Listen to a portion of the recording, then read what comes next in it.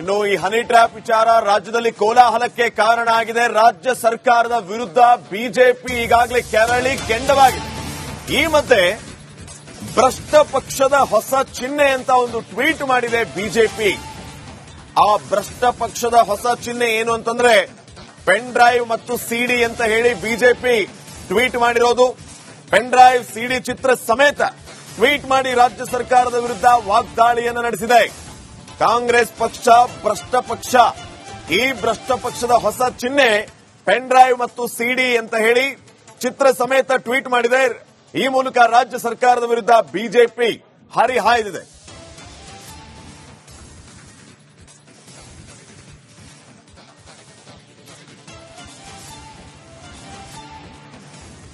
ನೋಡಿ, ತಾವು ಗಮನಿಸ್ತಾ ಇದ್ದೀರಿ, ಕಾಂಗ್ರೆಸ್ನ ಚಿಹ್ನೆ ಹಸ್ತ. ಆ ಹಸ್ತದೊಳಗಡೆ ಸಿಡಿ ಮತ್ತು ಪೆನ್ ಡ್ರೈವ್. ಈ ರೀತಿಯ ಒಂದು ಪಕ್ಷದ ಹೊಸ ಚಿಹ್ನೆಯನ್ನ ಬದಲು ಮಾಡಿಕೊಳ್ಳಲಿ ಅನ್ನೋ ರೀತಿಯಲ್ಲಿ ತಿವಿಯುವಂತಹ ಕೆಲಸವನ್ನ ಬಿಜೆಪಿ ಈಗ ಆಡಳಿತ ಪಕ್ಷ ಕಾಂಗ್ರೆಸ್ನ ವಿರುದ್ಧ ಮಾಡಿರೋದು. ಒಂದೊಂದು ಬೆರಳಲ್ಲೂ ಒಬ್ಬೊಬ್ಬರ ಚಿತ್ರ. ಬಗ್ಗೆ ಇನ್ನಷ್ಟು ಮಾಹಿತಿಯನ್ನ ನೀಡ್ತಾರೆ ನನ್ನ ಕೊಲೀಗ ಶ್ರುತಿ. ಈಗ ನೇರ ಸಂಪರ್ಕದಲ್ಲಿ ಜಾಯ್ನ್ ಆಗ್ತಾ ಇದ್ದಾರೆ. ಶ್ರುತಿ, ಗಮನಿಸ್ತಾ ಇದ್ದೀವಿ, ಇದು ಚಿಹ್ನೆ ಮಾತ್ರ ಅಲ್ಲದೆ ಕಾಂಗ್ರೆಸ್ನವರ ಸಿದ್ಧಾಂತವೂ ಇದೆ ಅನ್ನೋ ರೀತಿಯಲ್ಲಿ ಬಿಜೆಪಿ ಈಗ ಟ್ವೀಟ್ ಮಾಡಿ ಆಕ್ರೋಶವನ್ನ ಹೊರಹಾಕಿರೋದು. ಏನಿದೆ ಹೆಚ್ಚಿನ ಡೀಟೇಲ್ಸ್? ಎಕ್ಸಾಕ್ಟ್ಲಿ ಶ್ರೀಪಾದ್, ಇಷ್ಟು ದಿನ ರಾಜ್ಯ ರಾಜಕೀಯದಲ್ಲಿ ಪೆನ್ ಡ್ರೈವ್ ವಿಚಾರ ಅಥವಾ ಸಿಡಿ ವಿಚಾರ ಬರೀ ಗಾಳಿಯಲ್ಲಿ ಗುಂಡು ಹಾರಿಸುವ ಪ್ರಯತ್ನಗಳು ಬಹುತೇಕ ನಾಯಕರಿಂದ ಆಗಿತ್ತು. ಬಟ್ ಆಗ ಅಷ್ಟೊಂದು ಮಹತ್ವ ಪಡೆದುಕೊಂಡಿರಲಿಲ್ಲ. ಈ ಹಿಂದೆ ಕೂಡ ದೊಡ್ಡ ಮಟ್ಟದ ಸದ್ದು ಸುದ್ದಿಗೆ ಕಾರಣ ಆಗಿದೆ. ಹಲವು ನಾಯಕರು ತಮ್ಮ ಸಚಿವ ಸ್ಥಾನ ಕಳೆದುಕೊಳ್ಳುವ ಮಟ್ಟಿಗೂ ಕೂಡ ಸಿಡಿ ದೊಡ್ಡ ಮಟ್ಟದ ಸಂಚಲನಕ್ಕೆ ಕಾರಣ ಆಗಿತ್ತು ರಾಜ್ಯ ರಾಜಕೀಯದಲ್ಲಿ ಅನ್ನೋದನ್ನ ಮರೆಯೋದಕ್ಕೆ ಸಾಧ್ಯ ಇಲ್ಲ. ಕಾರಣ ಒಂದಷ್ಟು ಉದಾಹರಣೆಗಳನ್ನ ಹೇಳ್ತಾ ಹೋಗೋದಾದ್ರೆ HY Meti, Ramesh Jarkiholi for example, ಈ ರೀತಿ ಮಾತಾಡ್ತಾ ಹೋದ್ರೆ ಹಲವು ನಾಯಕರ ಹೆಸರು ಕೂಡ ಮುಂಚೂಣಿಯಲ್ಲಿ ನೋಡೋದಕ್ಕೆ ಸಿಗುತ್ತೆ. ಎಷ್ಟರ ಮಟ್ಟಿಗೆ ಅಂದ್ರೆ ರಾಜಕೀಯವಾಗಿ ಒಬ್ಬ ನಾಯಕನನ್ನ ಮುಗಿಸೋ ಪ್ರಯತ್ನ ಯಾವುದರಿಂದ ಆಗುತ್ತೆ ಅಂದ್ರೆ ಅದು ಸಿಡಿಯಿಂದ ಆಗುತ್ತೆ ಅನ್ನೋ ಮಟ್ಟಿಗೆ ರಾಜ್ಯ ರಾಜಕೀಯದಲ್ಲಿ ಸಂಚಲನ ಸೃಷ್ಟಿಯಾಗಿದ್ದನ್ನ ನಾವು ಮರೆಯೋ ಹಾಗಿಲ್ಲ. ಸೊ ಈಗ KN ರಾಜಣ್ಣ ಅವರು ವಿಧಾನಸಭೆಯಲ್ಲಿ ಸದನದಲ್ಲೇ ನಿಂತ್ಕೊಂಡು ಹೇಳ್ತಾರೆ, ನನ್ನ ಹತ್ರ ಪ್ರೂಫ್ಗಳಿದೆ, ಸಾಕ್ಷಿಗಳಿದೆ, ನಂದು ಮಾತ್ರ ಅಲ್ಲ 48 ಶಾಸಕರ ಪೆನ್ ಡ್ರೈವ್ ಸಿದ್ಧವಾಗಿದೆ ಅನ್ನುವಂತಹ ವಿಚಾರ, ಹನಿ ಟ್ರ್ಯಾಪ್ ವಿಚಾರಕ್ಕೆ ಸಂಬಂಧಪಟ್ಟಂತೆ ಆ ಸಚಿವ ಸ್ಥಾನದಲ್ಲಿದ್ದವರು ಸದನದಲ್ಲಿ ಈ ವಿಚಾರವನ್ನ ಪ್ರಸ್ತಾಪ ಮಾಡ್ತಾರೆ ಅಂದ್ರೆ ಆಗಲೇ ಬಹಳ ಮಹತ್ವ ಪಡೆದುಕೊಳ್ತು ರಾಜ್ಯ ರಾಜಕೀಯದಲ್ಲಿ. ಇದೇ ವಿಚಾರ ದೊಡ್ಡ ಮಟ್ಟದ ಮುನ್ನೆಲೆಗೂ ಬಂತು, ಚರ್ಚೆ ಆಯಿತು. ಇದರ ಕಿಂಗ್ ಪಿನ್ ಯಾರು, ರೂವಾರಿ ಯಾರಪ್ಪ, ಯಾರು ಈ ಪೆನ್ ಡ್ರೈವ್ ಗಳನ್ನ ಮಾಡಿಸ್ತಿದ್ದಾರೆ, ಹನಿ ಟ್ರ್ಯಾಪ್ ಯಾರು ಮಾಡಿಸ್ತಾ ಇದ್ದಾರೆ ಅಂದಾಗ ಒಬ್ಬ ಮಹಾನ್ ವ್ಯಕ್ತಿಯ ನಾಯಕನ ಹೆಸರು ಕೂಡ ಮುಂಚೂಣಿಯಲ್ಲಿ ಕೇಳೋದಕ್ಕೆ ಸಿಗುತ್ತೆ. ಬಹುತೇಕ ನಾಯಕರು ಅವರ ವಿರುದ್ಧಲೇ ಆರೋಪ ಮಾಡ್ತಾ ಇದ್ರು. ಬಟ್ ಈಗ ವಿಪಕ್ಷ ನಾಯಕರಿಗೆ ಇದೇ ಪ್ರಮುಖ ಅಸ್ತ್ರ ಆಗಿದೆ. ಇದೇ ವಿಚಾರವನ್ನ ಮುಂದಿಟ್ಕೊಂಡು ಈಗ ವಾಗ್ದಾಳಿ ನಡೆಸುತ್ತಿದ್ದಾರೆ. ಪ್ರಮುಖವಾಗಿ ಬಿಜೆಪಿ ಟ್ವೀಟ್ ಮಾಡಿರೋದನ್ನ ಗಮನಿಸ್ತಾ ಇದೀವಿ ನಾವು. ಭ್ರಷ್ಟ ಪಕ್ಷದ ಹೊಸ ಚಿಹ್ನೆ ಅನ್ನೋ ರೀತಿಯಲ್ಲಿ 5 ಪೆನ್ ಡ್ರೈವ್ ಅಂದ್ರೆ ಹಸ್ತ, ಪಕ್ಷದ ಚಿಹ್ನೆ ಅಂದ್ರೆ ಹಸ್ತದಲ್ಲಿ 5 ಪೆನ್ ಡ್ರೈವ್, ಮತ್ತೊಂದು ಕಡೆ ಸಿಡಿ ಇರೋದನ್ನ ಗಮನಿಸ್ತಾ ಇದೀರಿ. ಹನಿ ಟ್ರ್ಯಾಪ್ ನ ಕೈ ಅನ್ನೋ ರೀತಿಯಲ್ಲಿ ವ್ಯಂಗ್ಯ ಮಾಡ್ತಾ ಇದೆ. ಕಾಂಗ್ರೆಸ್ ಪಕ್ಷದ ಚಾಳಿನೇ ಈ ಹನಿ ಟ್ರ್ಯಾಪ್ ಮಾಡೋದು, ಅದೇ ಕೆಲಸ ಆಗಿ ಹೋಗಿದೆ ಕಾಂಗ್ರೆಸ್ ಪಾಳೆಯಕ್ಕೆ ಅನ್ನೋ ಅರ್ಥದಲ್ಲಿ ಬಿಜೆಪಿ ನಾಯಕರು ಟ್ವೀಟ್ ಮಾಡಿರೋದನ್ನ ನಾವು ಗಮನಿಸ್ತಾ ಇದೀವಿ. ಗೊತ್ತಿಲ್ಲ ಶ್ರೀಪಾದ್, ನಿಮ್ಗೆಲ್ಲ ನೆನಪಿರಬಹುದು, ಈ ಹಿಂದೆ ಬೊಮ್ಮಾಯಿಯವರು ಸಿಎಂ ಆಗಿದ್ದಾಗ ಈ ಭ್ರಷ್ಟಾಚಾರ ತಾಂಡವವಾಡ್ತಾ ಇದೆ ಅನ್ನೋ ಕಾರಣಕ್ಕೆ ಹೋದಲ್ಲಿ ಬಂದಲ್ಲಿ ಎಲ್ಲ ಪೇ ಸಿಎಂ ಅನ್ನೋ ರೀತಿಯಲ್ಲಿ ಒಂದಷ್ಟು ಪೋಸ್ಟರ್ ಗಳನ್ನ ಅಂಟಿಸ್ತಾ ಇದ್ರು. ಆ ರೀತಿಯ ಮತ್ತೆ ಸಂಪರ್ಕ ಮಾಡ್ತೀವಿ. ಮಂತ್ರಿಗಳಾದಂತಹ ರಾಜಣ್ಣವರು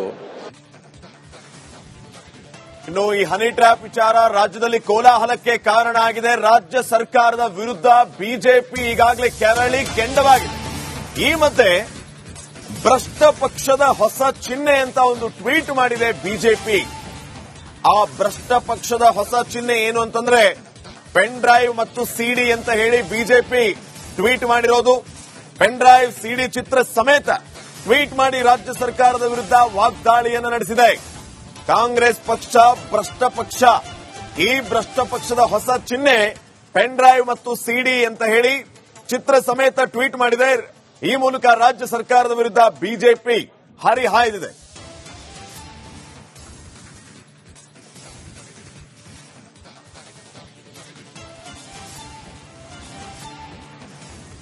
ನೋಡಿ, ತಾವು ಗಮನಿಸ್ತಾ ಇದ್ದೀರಿ, ಕಾಂಗ್ರೆಸ್ನ ಚಿಹ್ನೆ ಹಸ್ತ.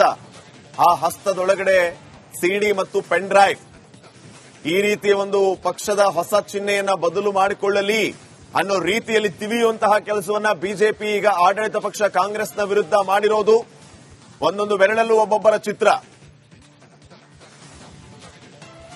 ಬಗ್ಗೆ ಇನ್ನಷ್ಟು ಮಾಹಿತಿಯನ್ನ ನೀಡ್ತಾರೆ ನನ್ನ ಕೊಲೀಗ ಶ್ರುತಿ. ಈಗ ನೇರ ಸಂಪರ್ಕದಲ್ಲಿ ಜಾಯ್ನ್ ಆಗ್ತಿದ್ದಾರೆ. ಶ್ರುತಿ, ಗಮನಿಸ್ತಾ ಇದೀವಿ, ಇದು ಚಿಹ್ನೆ ಮಾತ್ರ ಅಲ್ಲದೆ ಕಾಂಗ್ರೆಸ್ನವರ ಸಿದ್ಧಾಂತವೂ ಇದೆ ಅನ್ನೋ ರೀತಿಯಲ್ಲಿ ಬಿಜೆಪಿ ಈಗ ಟ್ವೀಟ್ ಮಾಡಿ ಆಕ್ರೋಶವನ್ನ ಹೊರಹಾಕಿರೋದು. ಏನಿದೆ ಹೆಚ್ಚಿನ ಡೀಟೇಲ್ಸ್?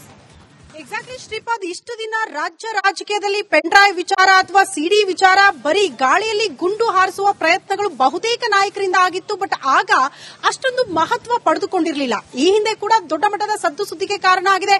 ಹಲವು ನಾಯಕರು ತಮ್ಮ ಸಚಿವ ಸ್ಥಾನ ಕಳೆದುಕೊಳ್ಳುವ ಮಟ್ಟಿಗೂ ಕೂಡ ಸಿಡಿ ದೊಡ್ಡ ಮಟ್ಟದ ಸಂಚಲನಕ್ಕೆ ಕಾರಣ ಆಗಿತ್ತು ರಾಜ್ಯ ರಾಜಕೀಯದಲ್ಲಿ ಅನ್ನೋದನ್ನ ಮರೆಯೋದಕ್ಕೆ ಸಾಧ್ಯ ಇಲ್ಲ. ಕಾರಣ ಒಂದಷ್ಟು ಉದಾಹರಣೆಗಳನ್ನ ಹೇಳ್ತಾ ಹೋಗೋದಾದ್ರೆ HY Meti, Ramesh Jarkiholi for example, ಈ ರೀತಿ ಮಾತಾಡ್ತಾ ಹೋದ್ರೆ ಹಲವು ನಾಯಕರ ಹೆಸರು ಕೂಡ ಮುಂಚೂಣಿಯಲ್ಲಿ ನೋಡೋದಕ್ಕೆ ಸಿಗುತ್ತೆ. ಎಷ್ಟರ ಮಟ್ಟಿಗೆ ಅಂದ್ರೆ ರಾಜಕೀಯವಾಗಿ ಒಬ್ಬ ನಾಯಕನನ್ನ ಮುಗಿಸೋ ಪ್ರಯತ್ನ ಯಾವುದರಿಂದ ಆಗುತ್ತೆ ಅಂದ್ರೆ ಅದು ಸಿಡಿಯಿಂದ ಆಗುತ್ತೆ ಅನ್ನೋ ಮಟ್ಟಿಗೆ ರಾಜ್ಯ ರಾಜಕೀಯದಲ್ಲಿ ಸಂಚಲನ ಸೃಷ್ಟಿಯಾಗಿದ್ದನ್ನ ನಾವು ಮರೆಯೋ ಹಾಗಿಲ್ಲ.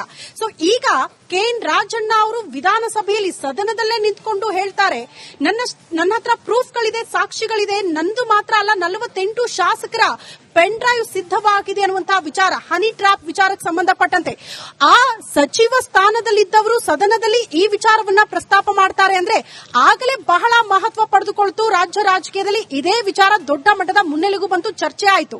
ಇದರ ಕಿಂಗ್ ಪಿನ್ ಯಾರು, ರೂವಾರಿ ಯಾರಪ್ಪ, ಯಾರು ಪೆನ್ ಡ್ರೈವ್ ಗಳನ್ನ ಮಾಡಿಸ್ತಿದ್ದಾರೆ, ಹನಿ ಟ್ರ್ಯಾಪ್ ಯಾರು ಮಾಡಿಸ್ತಾ ಇದ್ದಾರೆ ಅಂದಾಗ ಒಬ್ಬ ಮಹಾನ್ ವ್ಯಕ್ತಿಯ ನಾಯಕನ ಹೆಸರು ಕೂಡ ಮುಂಚೂಣಿಯಲ್ಲಿ ಕೇಳೋದಕ್ಕೆ ಸಿಗುತ್ತೆ. ಬಹುತೇಕ ನಾಯಕರು ಅವರ ವಿರುದ್ಧಲೇ ಆರೋಪ ಮಾಡ್ತಾ ಇದ್ರು. ಬಟ್ ಈಗ ವಿಪಕ್ಷ ನಾಯಕ ಇದೇ ಪ್ರಮುಖ ಅಸ್ತ್ರ ಆಗಿದೆ. ಇದೇ ವಿಚಾರವನ್ನ ಮುಂದಿಟ್ಕೊಂಡು ಈಗ ವಾಗ್ದಾಳಿ ನಡೆಸುತ್ತಿದ್ದಾರೆ. ಪ್ರಮುಖವಾಗಿ ಬಿಜೆಪಿ ಟ್ವೀಟ್ ಮಾಡಿರೋದನ್ನ ಗಮನಿಸ್ತಾ ಇದೀವಿ ನಾವು. ಭ್ರಷ್ಟ ಪಕ್ಷದ ಹೊಸ ಚಿಹ್ನೆ ಅನ್ನೋ ರೀತಿಯಲ್ಲಿ 5 ಪೆನ್ ಡ್ರೈವ್ ಅಂದ್ರೆ ಹಸ್ತ, ಪಕ್ಷದ ಚಿಹ್ನೆ ಅಂದ್ರೆ ಹಸ್ತದಲ್ಲಿ 5 ಪೆನ್ ಡ್ರೈವ್, ಮತ್ತೊಂದು ಕಡೆ ಸಿಡಿ ಇರೋದನ್ನ ಗಮನಿಸ್ತಾ ಇದೀರಿ. ಹನಿ ಟ್ರ್ಯಾಪ್ ನ ಕೈ ಅನ್ನೋ ರೀತಿಯಲ್ಲಿ ವ್ಯಂಗ್ಯ ಮಾಡ್ತಾ ಇದೆ.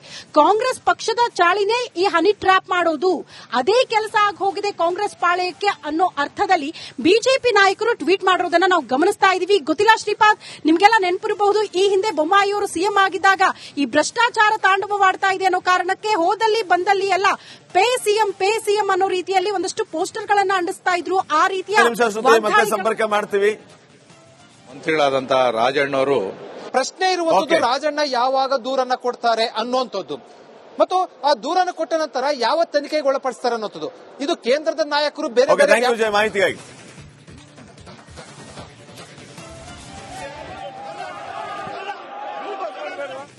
ರಾಜಣ್ಣವರೇ ಸಚಿವರೇ ಹೇಳಿಕೆಯನ್ನು ನೀಡಿದ್ದಾರೆ. ಅದಕ್ಕೆ ಉತ್ತರವಾಗಿ ಗೃಹ ಸಚಿವರು ಇದು ಬಹಳ ಗಂಭೀರವಾಗಿರ್ತಕ್ಕಂಥ ವಿಚಾರ, ಇದ್ರ ಬಗ್ಗೆ ತನಿಖೆ ಮಾಡಿಸ್ತೇವೆ ಅಂತ ಹೇಳಿ ಸದನ ಮುಗಿದ ಮೇಲೆ ಹೊರಗಡೆ ಬಂದು ಹೇಳಿಕೆಯನ್ನು ನೀಡಿದ್ದಾರೆ ಗೃಹ ಸಚಿವರು. ನಿನ್ನೆ ದಿನ ತಮಗೆ ಅಂದ್ರೆ ಗೃಹ ಸಚಿವರಿಗೆ ಅಧಿಕೃತವಾಗಿ ಯಾವುದೇ ಅಧಿಕಾರಿಗಳು ಇದ್ರ ಬಗ್ಗೆ ಮಾಹಿತಿ ನೀಡಿಲ್ಲ, ಮಾಹಿತಿ ಕೊಟ್ಟ ಮೇಲೆ ನಾ ಅದ್ರ ಬಗ್ಗೆ ಆಲೋಚನೆ ಮಾಡ್ತೇನೆ ಅಂತ